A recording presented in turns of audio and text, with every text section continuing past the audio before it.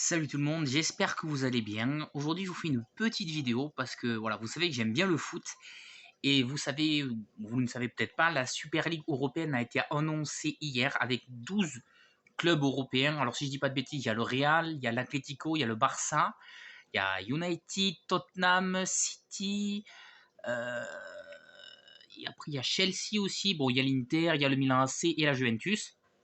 En fait, je vous fais cette petite vidéo pour savoir qu'est-ce que vous en pensez parce que s'il la crée vraiment, hein, d'accord, pour l'instant, je crois que c'est pas encore officiel. S'il la crée, tous les clubs qui participent sont radiés de leur championnat et de toutes les compétitions européennes et tous les joueurs qui sont dans ces clubs ne pourront plus jouer pour leur équipe nationale. Alors, j'aime l'Inter de tout mon cœur, hein, et je suis un fan de l'Inter. Alors, ce qu'ils font, bah, c'est vraiment c'est une honte et c'est vraiment dégueulasse. Mais la question que je me pose, c'est est-ce que ça serait pas, est-ce que c'est si mauvais que ça? Parce qu'en fait, ils sont ça pour l'argent, donc ils vont jouer entre eux.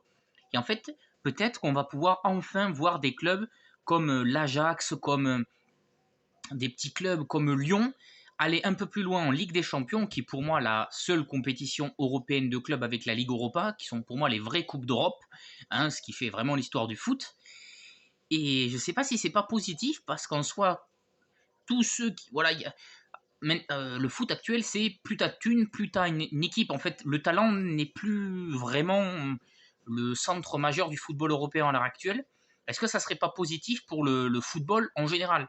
C'est-à-dire que les petits clubs français, par exemple, comme la France et l'Allemagne, ne participent pas à cette Super League, ben, en soi, auront plus de visibilité, donc peut-être des meilleurs contrats, plus de financement.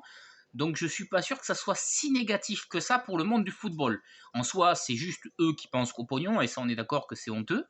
Et je suis dégoûté que l'Inter soit, parce que j'ai aussi appris que si il refusait, enfin s'il voulait quitter la Super League, il recommencera en Division 5. Donc vous imaginez le Real Madrid ou Barcelone en D5 espagnol?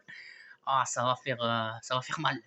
Voilà, donc c'est pour ça, je vous pose la question, qu'est-ce que vous pensez de la Super League? Répondez-moi en commentaire, on discutera. Wow, ça fait quand même bizarre. Donc dites-moi tout ça en commentaire les amis et je vous répondrai. Ciao ciao à tous.